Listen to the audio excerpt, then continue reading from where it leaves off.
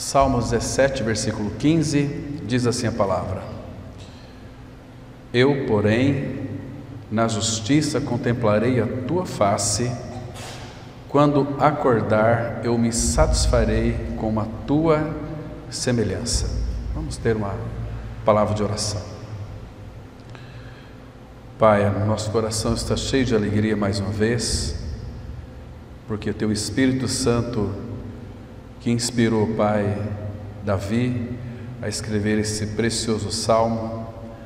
Tua palavra, Pai, ela é tão rica que nós temos que pegar pedaços desse pão, estarmos sendo alimentados.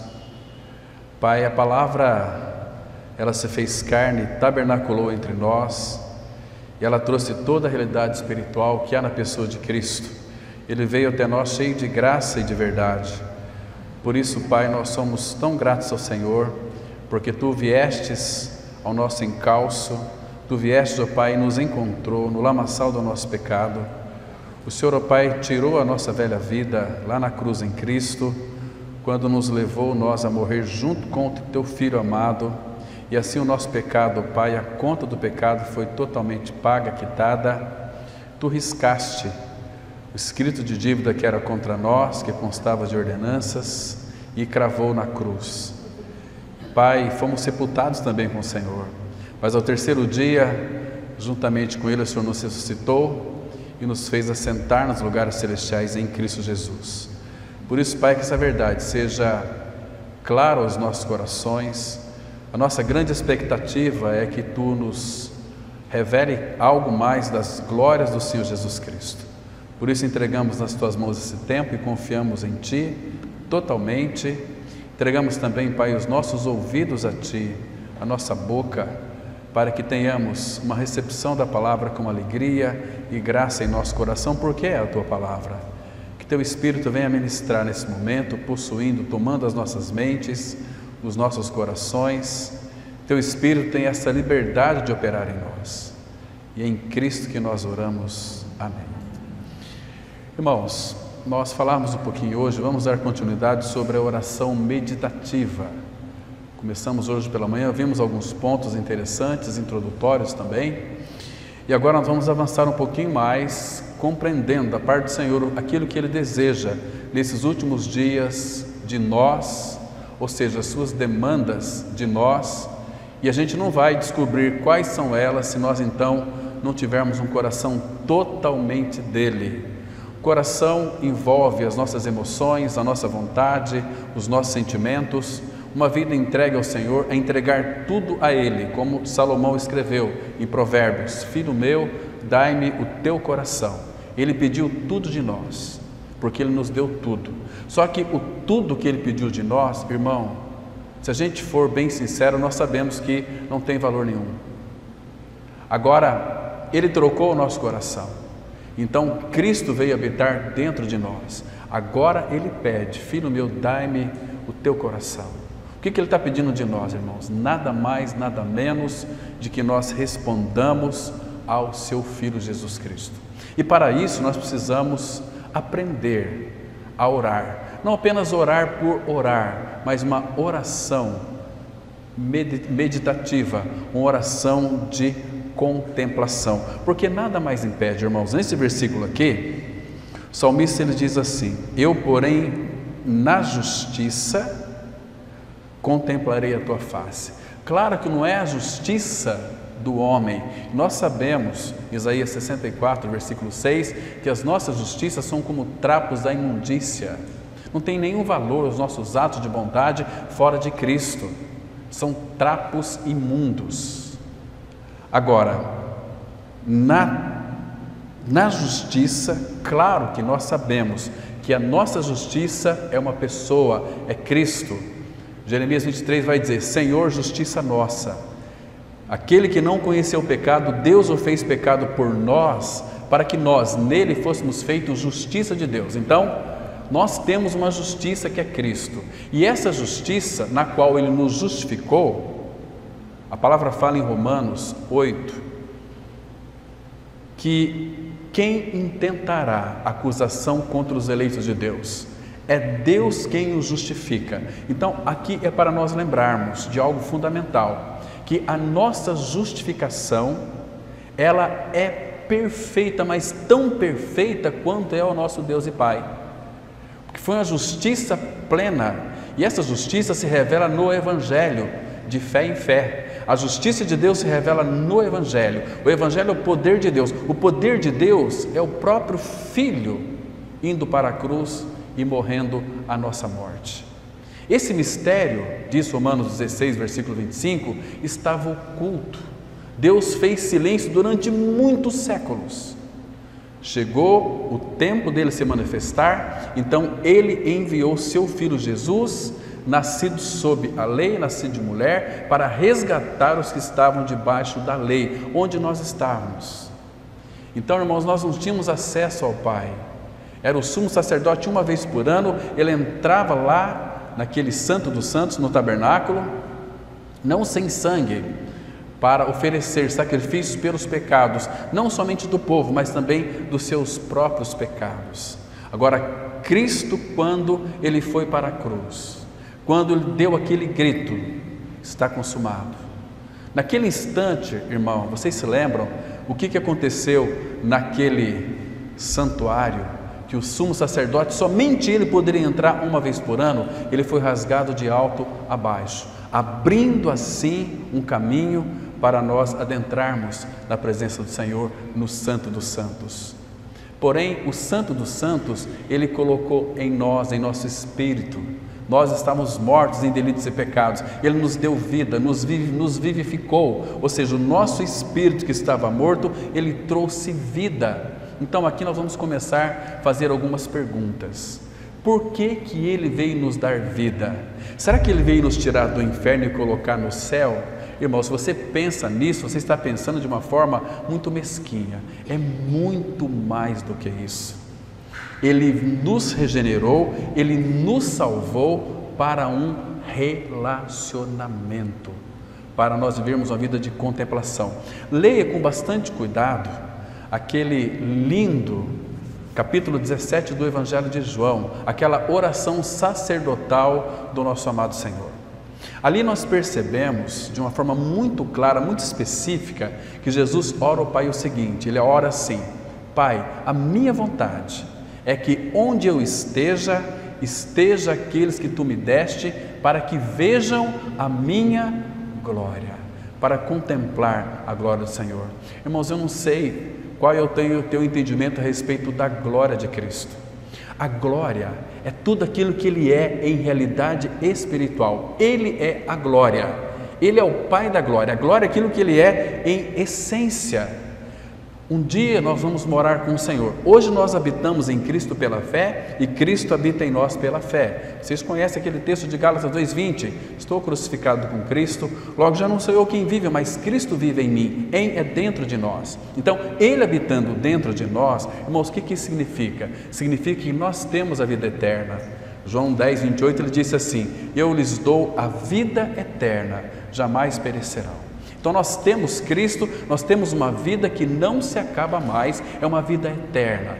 Claro que o que impede de nós contemplarmos Ele em toda a sua realidade é o nosso corpo ainda. Este corpo, para você que creu, é santuário de Deus, santuário do Espírito, é morada do Filho, a Trindade habita em nós. Imagina isso, irmão. É uma coisa assim que nós só podemos receber pela fé, porque nem mesmo este universo consegue contê-lo, ele é grande demais. O Salmo 113 vai mostrar que para ele contemplar o céu, ele tem que se inclinar para ver o que se passa no céu. Queridos, quem somos nós diante desse Deus e Pai? Mas o que é interessante, irmãos, e domingo que vem nós vamos tratar sobre esse assunto pela manhã, a paternidade de Deus é algo maravilhoso, fantástico. Esse Deus que é o Criador da terra, céus e mar, e não apenas Criador, mas o sustentador de todas as coisas, Ele decidiu que nós fôssemos os seus filhos, porque Ele nos amou. 1 João 3,1 diz assim: vede que grande amor nos tem concedido o Pai, a ponto de sermos chamados filhos de Deus. E de fato nós somos filhos. Então, somos filhos do Pai eterno. Isso é maravilhoso, deve alegrar muito o nosso coração. Agora, eu disse para vocês aqui que Ele é a glória. Agora, o desejo do Pai é que a pessoa de Cristo, ela cresça em nós.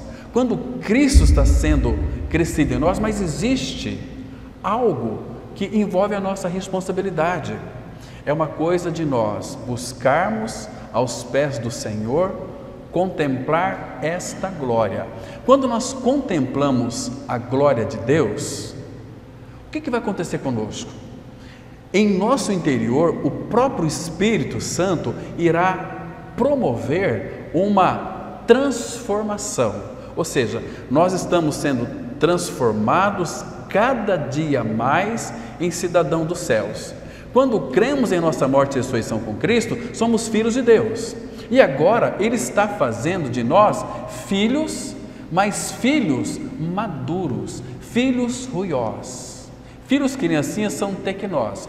Até nós mencionávamos hoje, pela manhã, por que um cristão, a vida cristã, ela não começa com grande fazer, mas com glorioso assentar. Por quê? Quando nós nascemos de novo, Ele nos fez assentar nos lugares celestiais em Cristo. Então, quando nós nascemos de novo, somos bebês em Cristo Jesus. Bebês, crianças. Então, temos que assentar no colo do Pai. O Pai nos segura. Mas, conforme a gente vai conhecendo o Senhor, tendo uma relação íntima com Ele, irmãos, isto poucas pessoas têm desfrutado, de uma intimidade com Ele, porque nós somos chamados para um relacionamento com o nosso Deus e Pai. Você pode, irmão, qualquer momento, principalmente nas horas silenciosas, escolher um tempo para você ter comunhão com Ele, para você conversar com Ele, porque a oração, nunca se esqueça disso. Oração não é monólogo, não é só você que fala. Numa oração, a oração é diálogo. Oração é uma conversa. Então você fala, Ele escuta, mas Ele irá falar também.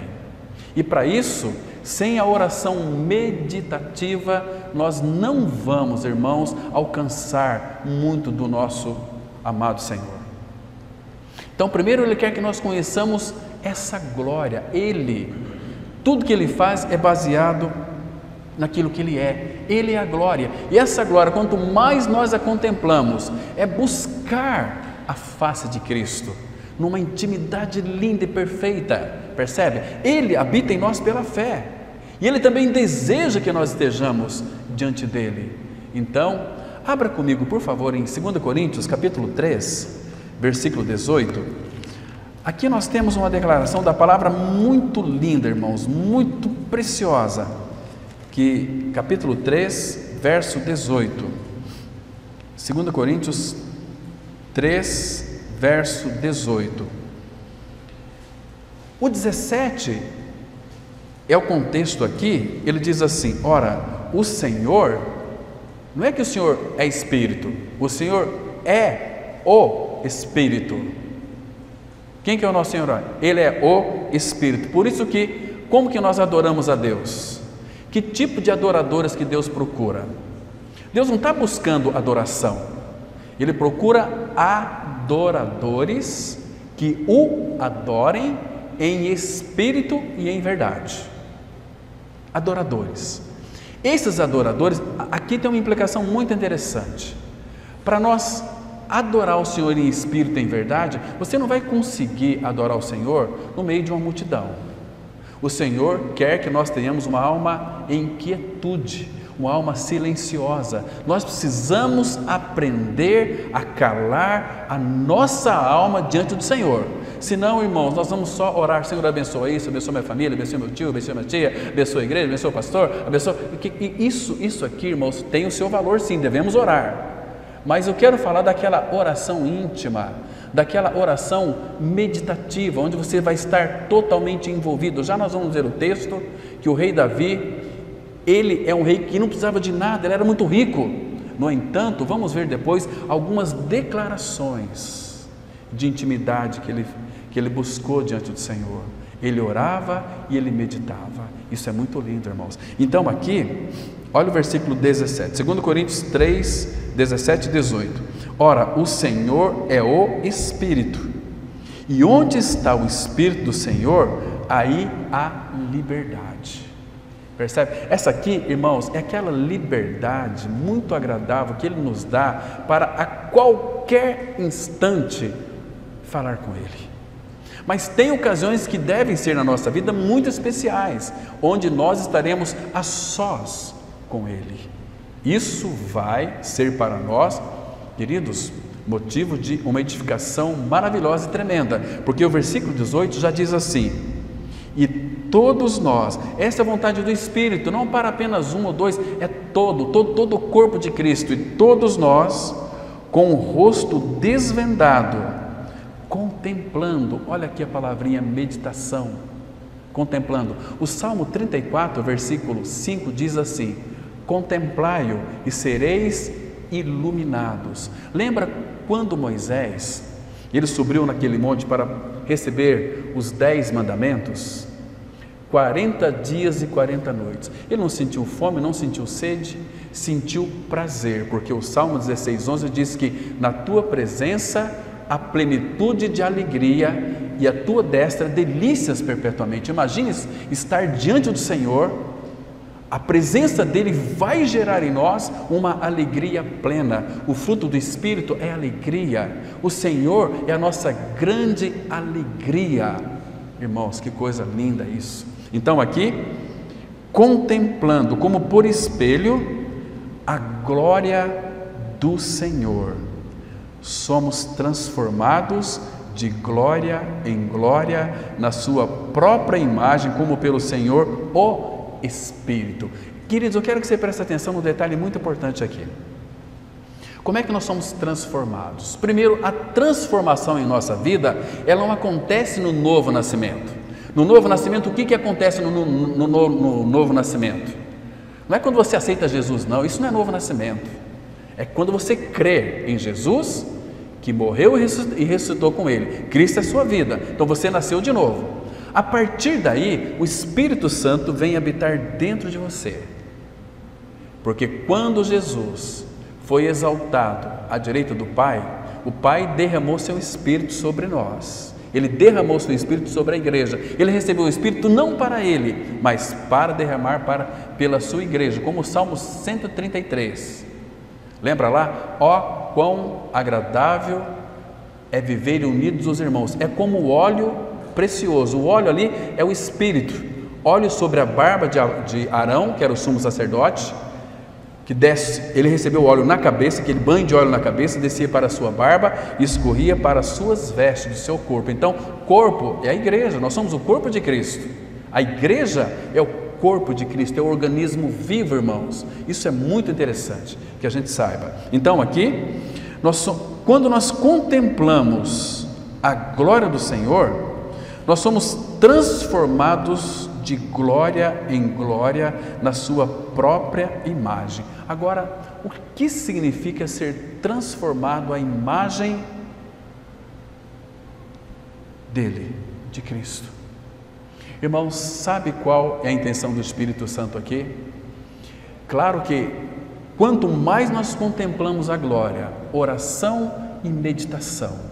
Falamos hoje pela manhã que é fundamental quando nós adentramos diante do Senhor, a presença do Senhor, ela habita em nós, é o Santo dos Santos, e Hebreus nos exorta a entrarmos com intrepidez, com ousadia diante do Senhor. Irmãos, você pode, porque Ele é teu Pai agora. Claro que você deve saber com quem que você está falando, é o Deus Todo-Poderoso, que tudo para Ele é possível. Então, quanto mais nós cultivamos uma vida relacional com Ele, esta glória vai nos transformando à imagem do Filho. A imagem aqui se refere ao caráter do Filho. Agora, qual é o caráter do Filho, irmão? É santo, é sabedoria, é santidade. Então tudo isso vai sendo formado em nós. Quanto mais você contempla esta glória, mais você se torna parecido com o Cristo que habita em você. Ele já está em você, já habita em você, mas na nossa contemplação é buscar a face dele, É um tempo onde você se prostra diante do Senhor. Às vezes não precisa dizer nenhuma só palavra, como George Miller, ele orava. Alguém escreveu a sua biografia, esqueci o nome do autor agora, disse assim: George Miller, para orar 5 minutos, ele passava 1 hora em oração. O que ele fazia? Contemplava o Senhor.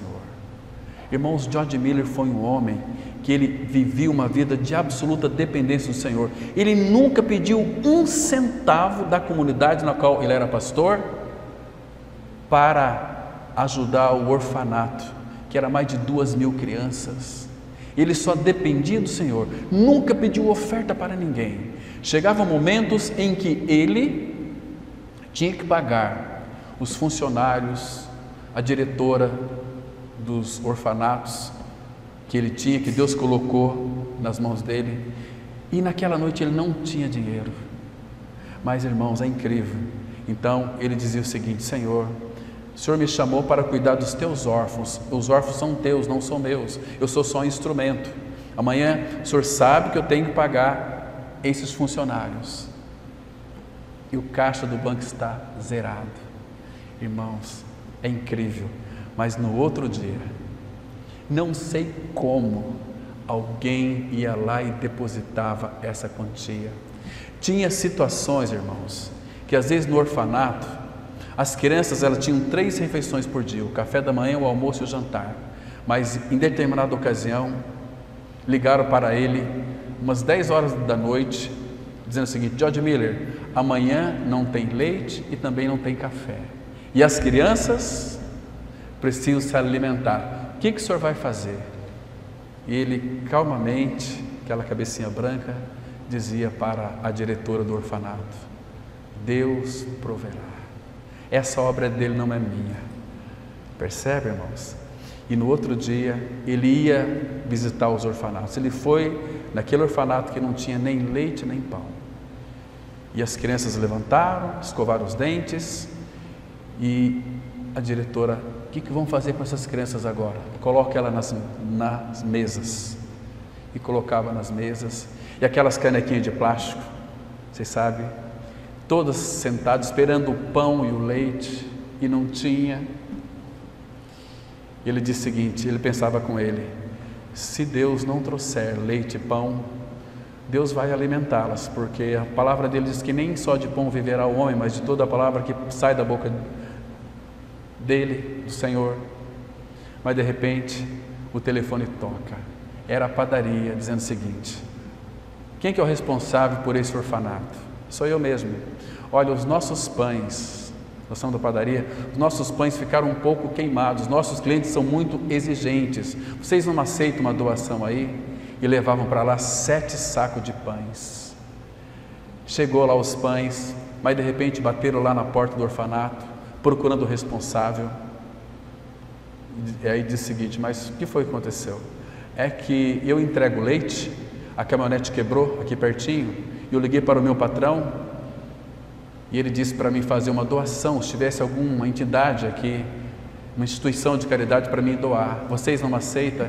4 galões de leite foram colocados ali, e as crianças comeram pão e tomaram leite. Irmãos, George Miller conhecia o Senhor. Conhecer o Senhor não é simplesmente você conhecer a respeito dele, mas conhecê-lo na intimidade. Como diz o apóstolo Paulo: eu sei em quem tenho crido, eu estou certo de que ele é poderoso para guardar o meu depósito até aquele dia. Lembra do Salmo 9? Abra comigo lá, irmãos, bem rapidamente. Salmos 9, vamos ler apenas o versículo 10, que diz algo aqui muito glorioso, tão precioso para o nosso coração. Diz assim, vamos ler o 9 e o 10, 2 versículos maravilhosos. Escute aqui esse salmo, esses 2 versículos. A palavra ela é tão rica que nós temos que pegar aqui pão daqui, pão dali. Estamos nos alimentando de pão do céu, pão da palavra.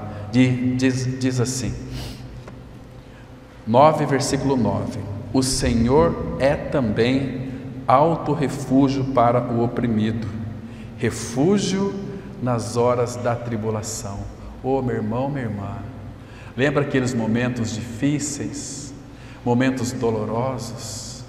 Corre para Ele. Ele é o nosso local de refúgio. Ele mesmo, não é que Ele vai dar um lugarzinho para nós, para nos refugiarmos. Ele mesmo é o nosso refúgio. E o Salmo 46:1 vai dizer o seguinte: Deus é o nosso refúgio e fortaleza e socorro bem, mas bem presente na angústia ou nas tribulações. Este Deus que é o Todo-Poderoso é o teu Pai, é o meu Pai, é o nosso Pai, um Deus que cuida de nós. Você está ansioso, está ansiosa? Lance sobre Ele toda a vossa ansiedade. 1 Pedro 5,7, porque Ele não manda nem anjo, irmão, Ele tem cuidado de vós. Esse é o nosso Pai. Agora, olha o versículo 10 aqui. Só lembrando aos irmãos, mais uma reflexão aqui, que refúgio nas horas das tribulações. Então não vai pensar você que a tribulação ela vai ser eterna na sua vida, né? Ai, como eu sofro, ai gente, coitadinho de mim. Não, horas de tribulação, é horas, passar rapidamente. E aí o versículo 10 diz assim: em ti, pois, confiam os que conhecem o teu nome. Nome aqui é a pessoa dele. Em ti confiam os que conhecem o teu nome, porque tu, Senhor, não desampara. Você entendeu aqui, irmão? O Senhor não desampara os que te buscam. Buscar é oração. Mas buscar o quê? Ele. Senhor, me livra dessa tribulação. Por favor, nunca peça isso, porque às vezes a tribulação foi Ele quem enviou para você. Ele envia a tribulação para nós, para nos moldar, para nos corrigir, para nos aprimorar. Então fala: Senhor, tira essa tribulação da minha vida. Não, corre para Ele. Exatamente, talvez a tribulação, além de nos moldar, ela nos leva, nos aproxima dele. Oh, bendita tribulação! Tribulação na vida de um filho de Deus é uma bênção. Irmão, se nós não entendermos o sofrimento, as tribulações da vida, que são enviadas por Deus para nos abençoar, nós vamos ser murmurantes, reclamantes, xingadores, esperneadores igual um bebê. Ah, eu quero. Não, irmãos, tribulação na nossa vida é uma bênção. E se você não está passando por tribulação, prepare aí as tuas costas, elas virão sobre a sua vida, porque Deus vai enviar, porque Ele te ama. A palavra fala em Hebreus 12, versículo 6, porque o Senhor corrige a quem ama. Olha que lindo, irmãos. Seria ruim para nós se nós não fôssemos corrigidos. Então, poderíamos saber que nós não éramos filhos e o Senhor não nos ama, mas graças a Deus que Ele providencia tribulações, e essas tribulações nos aproxima mais e mais dEle, porque diz aqui: em ti, pois, confio os que conhecem o teu nome, porque tu, Senhor, não desamparas o que te busca. E outra coisa, irmãos, não vai pensar que você não vai conseguir suportar essa tribulação, essa dor, esse sofrimento, porque o apóstolo Paulo fala, 1 Coríntios, dizendo o seguinte: que nenhuma tribulação ou tentação está além das nossas forças. Com a tribulação, Ele proverá escape para que nós possamos suportá-la. Então, não se desespere, irmão, porque muitas vezes o Senhor quer fazer com que a nossa fé sejam mais fortes do que as nossas emoções. As emoções, ela vai chorar no meio da tribulação. Interessante que vamos chorar sim, às vezes a coisa é tão dolorida, você perde um ente querido teu, uma pessoa muito próxima que você ama tanto. Você vai dar risada, aleluia, glória a Deus? Não, você vai chorar. Mas o cuidado do Senhor é tão grande que Ele fala assim, que Ele recolhe no seu odre cada uma das nossas lágrimas. Nenhuma delas está esquecida diante do nosso Deus e Pai. Está vendo que Deus é esse? Um Deus que cuida dos seus. Agora, irmãos, Eu não sei você, mas nós precisamos aprender a orar e meditar diante do Senhor. Sabe que o irmão Spurgeon, pregador britânico do século passado, escreveu sobre a questão da meditação? Ele disse assim, preste bem atenção no que o príncipe dos pregadores, ele disse. Spurgeon disse sobre a meditação, preste atenção então, ele disse assim, eu extraio a verdade quando leio. Então, quando ele lia as Escrituras, ele extraía a verdade, mas quando eu cheiro o minério, eu extraio do minério o ouro. Quando eu medito, quando eu leio as Escrituras, eu extraio a verdade. Agora, quando eu medito, eu extraio do minério o ouro. Que coisa, mas é exatamente isso, irmãos. O Senhor é o Deus que se oculta de nós, mas é um Deus que Ele disse assim, vocês vão me achar, mas quando vocês me buscarem de todo o vosso coração.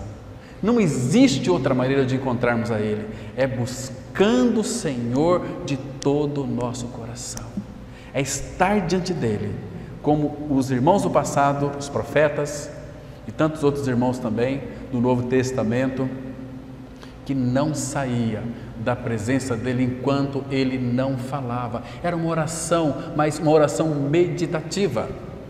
Lembra em Atos capítulo 13? Naquela igreja tinha mestres, profetas, tantos homens ali que poderia, como colunas da igreja, escolher um ou outro para fazer determinada obra, mas eles estavam ali orando e ministrando ao Senhor e jejuavam, porque eles não comiam. Quando você está ministrando ao Senhor, você não vai nem ter tempo para comer e nem vai ter fome, então você vai jejuar. Não que você está programando um jejum, não é isso, irmão. Às vezes quando eu estou lendo a palavra, o almoço está pronto, acho que eu não vou querer comer hoje. Estou comendo um pão que é divino, que é do céu, eu estou comendo Cristo. Ele disse, quem de mim se alimenta, por mim viverá. Nosso alimento é o pão vivo que desceu do céu e dá vida ao mundo, é o nosso amado Senhor, desfrutar dele. Então nós não vamos ter fome. Então aqueles irmãos oravam e ministravam o Senhor e jejuavam. Jejuavam porque eles passavam tempo orando ao Senhor, buscando a direção dele, para qual daqueles lá eles iriam enviar. Então, logo em seguida, disse o Espírito. Está vendo? Temos a voz do Espírito quando nós buscamos a direção dele sobre todas as coisas e passamos tempo e meditando. Irmãos, nós sabemos escolher aqui irmãos para pregar, para orar, mas de repente nós queremos, mas será que é Deus que quer? É melhor ficar no centro da vontade dele. De repente eu creio que seja um fulano aqui que tem o dom de orar, ele vai orar, mas de repente ele quer um outro que é tão inexpressivo, e ele vai usar, irmãos, pessoas pequenas, primeiro para ter um relacionamento, porque ele nos ama tanto. Queridos, por falta de meditação na palavra, nós lemos a palavra de Deus, a palavra de Deus passa por nós e nós perdemos tempo lendo as Escrituras sem meditar. Você lê as Escrituras, você vai ter um conhecimento da Bíblia, mas quando você lê e medita, você vai ter a manifestação do Espírito trabalhando no seu coração, trabalhando na sua vida. Irmãos, como nós precisamos aprender a meditar. Certa vez, o irmão lá do Paraná, ele disse para mim o seguinte: olha, porque eu citava muitos versículos, né? Ele falou assim: olha, Cláudio, eu não tenho a Bíblia na cabeça como você tem, mas eu tenho a cabeça na Bíblia. Eu falei: olha que coisa interessante. E eu não tenho a cabeça que você tem. Eu não tenho. Ele disse assim: irmãos, eu não tenho a Bíblia na cabeça como você tem, mas eu tenho a minha cabeça está na Bíblia, na palavra dele, porque eu medito. Aquilo começou a me chamar a atenção para um despertamento. Falei, exatamente isso. Às vezes nós sabemos tantos textos na cabeça, mas não temos a cabeça na Bíblia. Isso que Ele quer, que nós tenhamos a cabeça nele, se lançar na palavra de Deus. Se Ele disse, eu creio. Sabe aquele tempo quando você ora ao Pai, você ora ao Pai, você ora, parece que nada acontece. O que fazer? É o momento para nós voltarmos para as Escrituras, colocarmos o dedo e dizer o seguinte: Senhor, Tu dizes e eu creio. Confiar. Os que confiam no Senhor é como um monte de Sião, que não se abala, mas permanece para sempre. Irmãos, nós temos que ler a palavra e confiar no Deus da palavra, porque aquilo que a Bíblia diz a respeito dele é a verdade e Deus não pode mentir. Agora, o perigo nosso é nos familiarizarmos com a Bíblia e não termos a realidade de quem Ele é. Como Jesus disse para aqueles judeus religiosos, João capítulo 5, verso 39, examinai as Escrituras, porque vós julgais ter nelas a vida eterna, e são elas que dizem a meu respeito. Contudo, vocês não querem vir a mim para terdes vida. Ficam na Bíblia, bibliólatras, morrem, vai tudo para o inferno, com a mente cheia de Bíblia, mas sem realidade. O Espírito Santo nos foi dado para fazer dessas verdades, para imprimir na nossa mente, descer para o nosso coração. Ele, Jesus Cristo, é o Verbo, é o Logos de Deus encarnado. Lembra que Ele disse lá em João 6, versículo 63, as palavras que eu digo são Espírito e são vida. Por que são Espírito e vida? Porque Ele é vida, Ele é a palavra encarnada. Lembra de Hebreus 4,12? A palavra de Deus é viva e eficaz. Por que viva? Porque Cristo é vivo, Ele é a palavra. Compreende, irmão? Então, cuidado quando você for ler as Escrituras, procure meditar um pouquinho, porque é a palavra de Deus, viva de Deus, está se alimentando. Não como aquele ateu que chegou para a mulher e disse o seguinte: a senhora diz que é uma cristã, mas a senhora leu a Bíblia hoje pela manhã? Eu li. O que a senhora leu? Eu não sei, eu esqueci. Então, isso aí é tudo uma barca furada. Então ela disse assim, mulher muito sábia, que conhecia o Senhor: pega aqui no meu vestido aqui. O que você sentiu nele? Não, ele está ótimo, está seco. Tem certeza que está seco? Tenho. Eu lavei hoje ele pela manhã. Ele estava todo sujo, mas agora ele está limpo. Você nem percebeu que ele estava molhado. Ele está seco, mas ele já esteve molhado. Assim, hoje pela manhã, a palavra de Deus me nutriu. Agora, eu sei que fez bem para mim. A palavra de Deus, ela gera em nós uma limpeza. Vós já estáis limpos pela palavra que vos tenho limpado. Vamos ver aquele texto de Ezequiel, capítulo 3, versículo 25. Texto conhecido nosso, mas é bom a gente dar uma olhadinha para ele, irmãos, que é fundamental. Ezequiel 36, versículo 25. Irmãos, que texto lindo aqui, irmão, que texto maravilhoso. Depois nós vamos encontrar ele lá no Novo Testamento, né? Jesus dizendo para o apóstolo Pedro algo muito interessante. Olha só, irmãos, Deus tem falado, Deus tem ensinado e Deus tem agido. Você tem visto o agir de Deus na sua vida? Você tem visto o agir de Deus nas circunstâncias? Olha só, Ezequiel 36, verso 25. Então aspergirei água pura sobre vós. Irmãos, essa água pura não é aquela água que você vai beber. Essa água pura aqui está fazendo uma alusão à palavra. Segundo a tipologia bíblica, água aqui é uma figura das Escrituras, da palavra de Deus. Então, aspergirei água pura sobre vós e ficareis purificados de todas as vossas imundícias e de todos os vossos ídolos vos purificarei. Se tem uma coisa que o nosso coração costuma levantar, é ídolos, preferências, coisas que ocupam o lugar de Cristo em nós, é idolatria. E aquilo que nós ama, nós nos parecemos com aquilo que nós ama. Depois você pode ler Oséias 9, versículo 10 ou 14, que se tornaram parecidos com aquilo que amavam. Então, graças a Deus que o princípio é verdadeiro para aqueles que amam o Senhor também. Quanto mais nós amamos o Senhor, mais contemplamos o Senhor, mais nos tornaremos parecidos com Ele nas nossas atitudes. Imagina se nós chegássemos a um grau de maturidade espiritual para dizer como o apóstolo Paulo, lá em 1 Coríntios 16, verso 14, lembra que está escrito lá? Lá está escrito assim: todos os vossos atos sejam feitos em amor. Pessoal, que lindo, irmão! Se os nossos atos, todos eles fossem feitos, realizados em amor, como é que seria a nossa vida cristã? Uma bênção para os irmãos. Nós iríamos servir os irmãos com atitudes de amor, com os nossos afetos totalmente transformados pelo Senhor. Como seria uma bênção, irmãos?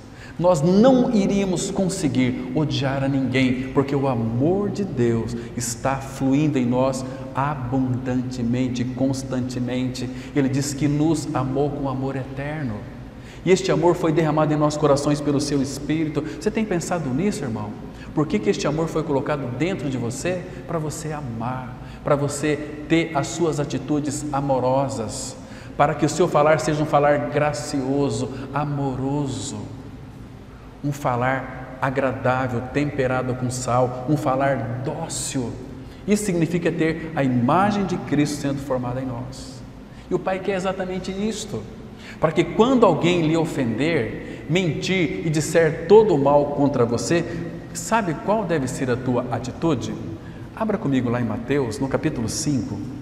Mateus, capítulo 5, versículo 11 e 12. No Sermão da Montanha, nesse lindo sermão, nós temos aqui uma declaração preciosíssima. Isso aqui funciona, irmãos, mas para os irmãos e irmãs maduros em Cristo, aquele que já alcançaram a maturidade. Eu não sei qual é o teu nível de espiritualidade, mas se essas coisas que lhe ofendem, significa que você é um bebê ainda, porque bebê fica chateado com poucas coisas, né? Olha só, Mateus capítulo 5, versículo 11, Jesus disse assim: bem-aventurados sois quando? Quando que nós vamos ser bem-aventurados? A palavra bem-aventurado, vocês sabem, significa uma pessoa que é profundamente feliz. Bem-aventurados sois quando por minha causa vos injuriarem e vos perseguirem e mentindo disserem todo mal contra vós. Se alguém disser algum mal contra você, qual é a tua atitude? Revide? Xingar? Fazer aquela cara de tromba de elefante? Ficar chateadinho, doidinho, doidinha? Doidinha não, doidinha. Isso chama-se autocomiseração. Nós temos muita dó de nós. Sabe por quê? Quando as pessoas falam mal de nós ou nos inflige dor, rebeldia contra nós, sabe por que a gente sofre? Porque nós temos muito de nós mesmos. O dia que aquele versículo de Gálatas 2:20 for real na sua vida, estou crucificado com Cristo, logo já não sou eu quem vive, mas Cristo vive em mim.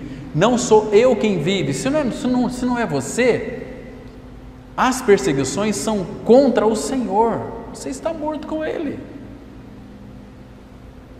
Então, quando isso acontecer na sua vida, por causa de Jesus, as pessoas injuriarem você, perseguir você, mentir e disser todo o mal contra você, sabe qual deve ser a tua atitude? Sabe qual que é a dica que o Senhor Jesus disse para mim e para você aqui? Olha o versículo 12: regozijai-vos e exultai. Ah, mas isso aqui é uma loucura. Claro que é uma loucura. Isso aqui é para quem é filho de Deus. Regozijai-vos e exultai, porque é grande o vosso galardão nos céus, pois assim perseguiram aos profetas que viveram antes de vós. Agora você tem que ler o Antigo Testamento para ver a atitude dos profetas quando eles eram maltratados, injuriados, quando mentiam contra eles, eram acusados e mortos injustamente. Qual era a atitude deles? quando foram dar cabo na vida do apóstolo Pedro, o que ele disse, segundo a tradição? Ele disse assim: queridos, tudo bem, vocês vão me matar numa cruz, mas vocês não se importam em me crucificar de cabeça para baixo, porque eu não sou digno de morrer como meu Senhor morreu, de cabeça para baixo. E foi assim que ele morreu. O profeta Isaías, segundo a tradição, diz que ele foi cerrado pelo meio. Irmãos, lembra de Saulo antes de conhecer o Senhor, quando entrava na casa daquelas ovelhas do cordeiro? O que Saulo via ali? Ovelhas mudas. Pegava aquelas famílias, criancinhas, e arrastavam para o meio das praças e surrava eles, e muitos eram mortos. Eles não abriam a boca. Quando Policarpo foi ali por confessar ao Senhor, ele começou a pregar, e as pessoas começaram a ser perseguidas que creram no Senhor e serem até martirizadas. Então, quando ele descobriu que aquele povo por onde ele passou estava sendo perseguido por causa dele, ele voltou lá e se entregou. E colocaram ele, amarraram, disse o seguinte para ele: olha, você pode ser livre, você já tem 80 e poucos anos, se você negar o teu Cristo, você não vai ser morto, queimado aqui, você vai poder ir embora para casa. Ele disse assim: faz 84 anos que eu sirvo o meu Senhor, e Ele nunca me decepcionou, não vai ser agora que eu vou negá-lo, pode tacar fogo. E o fogo queimava e ele louvava. Enquanto ele louvava, as chamas não atingiam ele, até que ele se rendeu e ele morreu queimado. E aqueles homens achavam com isso que estavam fazendo serviço a Deus, porque eles eram cegos. Irmãos, o que existe em nosso meio hoje? Evangélicos vazios do Evangelho. Hoje, ser crente é pop, é popular. Irmãos, filho de Deus não é popular. Nós não somos um povo comum. O reunir da Assembleia do Senhor não é uma reunião comum, irmão, é algo incomum, porque Deus está no nosso meio. Ele canta e celebra louvores junto com a gente. Ele é o nosso Pai, o Todo-Poderoso. Ele se alegra, como diz Hebreus, e canta louvores o Filho no meio dos candeeiros. Que alegria é estar em Cristo, que satisfação ser justo em Cristo.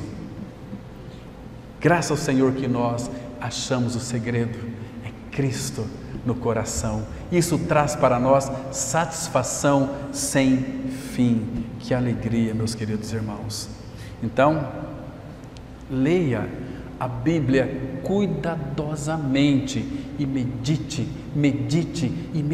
na palavra, até que Ele desvenda toda a realidade que Ele quer mostrar para você.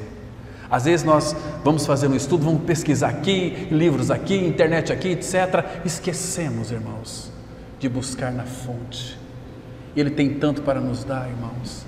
Nós ficamos comendo migalhas e mais migalhas. Até quando? Né, irmão? Até quando? Quando vê uma vida totalmente desordenada, sendo guiado por cabeças de homens. Nós temos que ser guiados pelo cabeça que é Cristo. Irmãos, agora quando você vai para um local silêncio para orar e meditar nele, passar uma dica para você muito interessante aqui. Antes de orar, por favor, faz a tua alma ficar calada, sossegada. Procura buscar a face do Senhor. Tira os teus pensamentos daquilo que lhe traz preocupação, dos seus filhos, do seu marido, sua esposa, do seu trabalho, das coisas. Faz calar e sossegar a sua alma, como a criança desmamada se aquieta no colo de sua mãe. Vamos dar uma olhada lá no Salmo 131. Citei ele aqui, mas vamos conferir o texto. Salmo 131. Isso para oração meditativa, irmãos, é maravilhoso. Salmo 131 diz assim, vamos ler o versículo 1 e 2 apenas.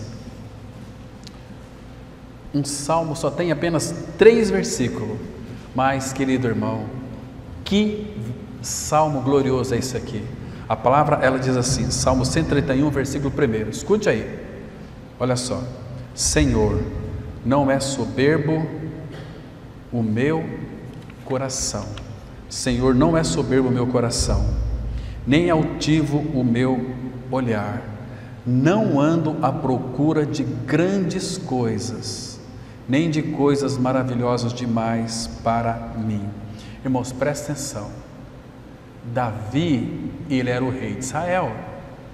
Davi tinha ouro em abundância, tinha mulheres concubinas em abundância, mas o que ele está dizendo aqui? Primeiro, Senhor, não é soberbo o meu coração. O que é soberbo? O que significa soberbo aqui? É confiar em si, naquilo que eu tenho, naquilo que eu posso. Mas Davi tinha muitas coisas, irmãos. Ele, se a gente, do ponto de vista humano, ele nem precisava de Deus. Mas olha o que ele está dizendo aqui: Senhor, não é soberbo o meu coração, nem altivo o meu olhar. O que altivo aqui é um senso de superioridade. Está me compreendendo? E outra coisa, não ando à procura de grandes coisas, nem de coisas maravilhosas demais para mim. Por quê? Porque isso aqui iria encher o coração dele de preocupação.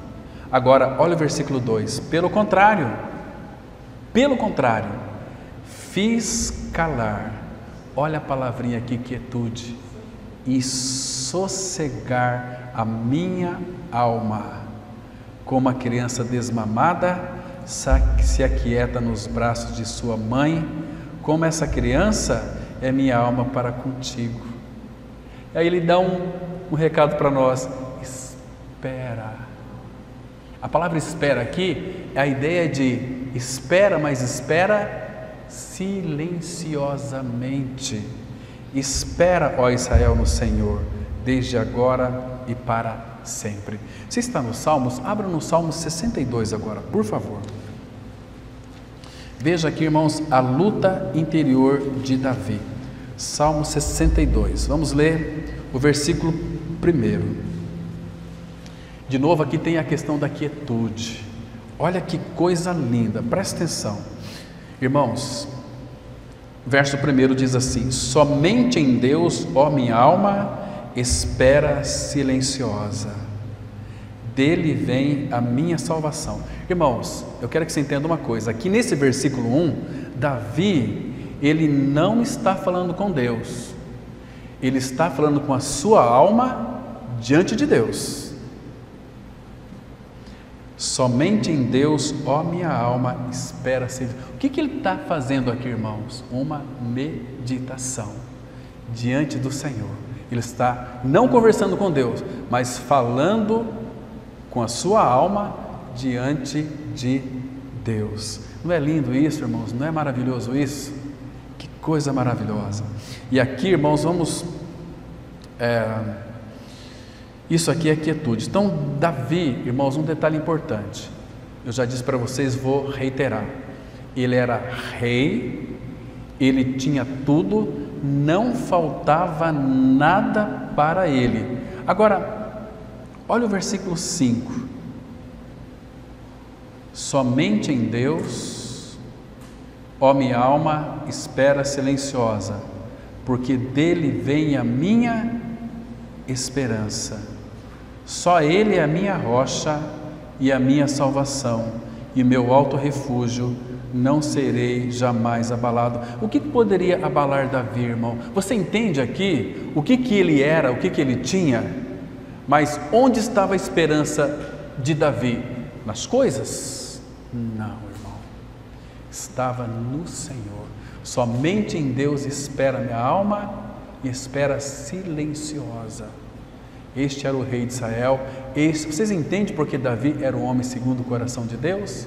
Por quê? Porque ele conhecia o Senhor. Quando aquele filisteu lançou impropérios sobre o Deus de Israel, Davi tomou as dores. Está mexendo com meu pai, está mexendo comigo. Queridos, e quando foi que Deus perdeu uma batalha? Nenhuma.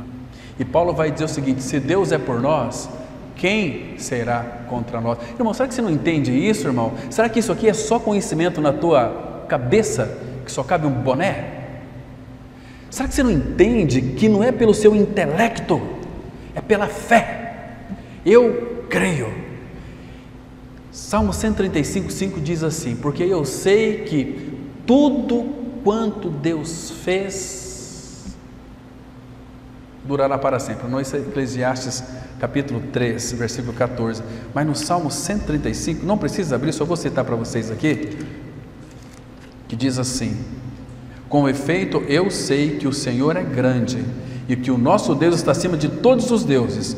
Tudo quanto aprova o Senhor, Ele o fez, nos céus, na terra, no mar e em todos os abismos. Que coisa linda, irmãos. Então aqui, Salmo 62, queridos, o versículo 2, que eu pulei ele aqui, mas eu quero ler com vocês aqui. Olha o que Davi diz no versículo 2. Então nós temos que ler a Bíblia com cuidado e meditando. Só Ele. Ah, irmãos, que palavra é essa aqui? Só Ele. Irmãos, Davi não tinha tudo, não era rei, não tinha muitos tesouros. O que faltava para Davi no seu reino? Nada. Mas olha o que ele disse aqui: só Ele é a minha rocha e a minha salvação, e o meu alto refúgio, não serei muito abalado. Aí depois ele muda no versículo 6: só Ele é a minha rocha e a minha salvação, meu alto refúgio, não serei jamais abalado.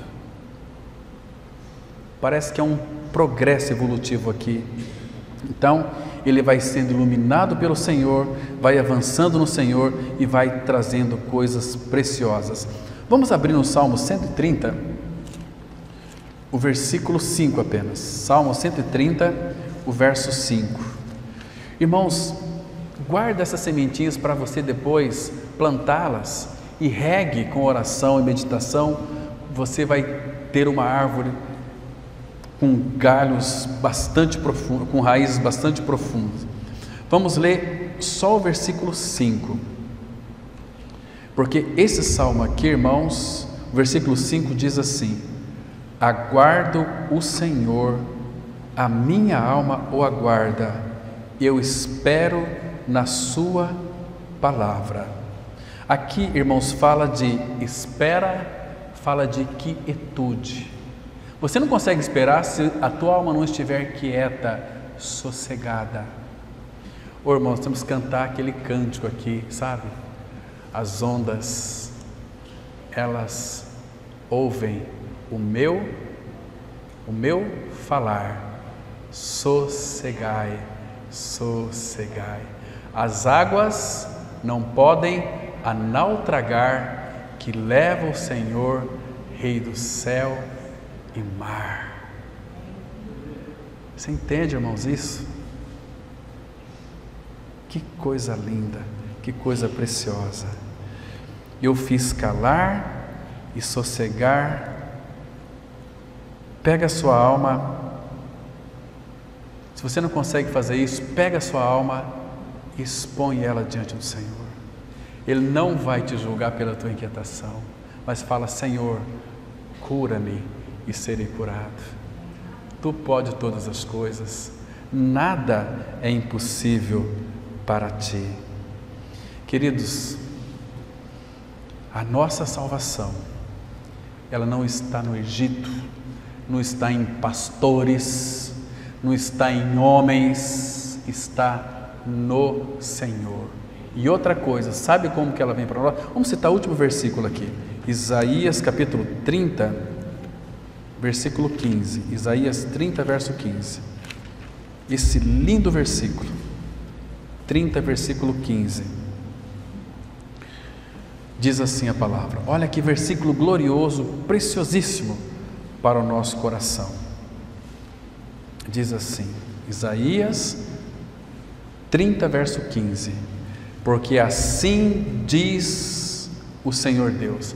Irmãos, os irmãos que estavam sendo perseguidos pelos assírios, eles foram atrás de idolatrias, mas o Senhor foi buscar este povo, irmão.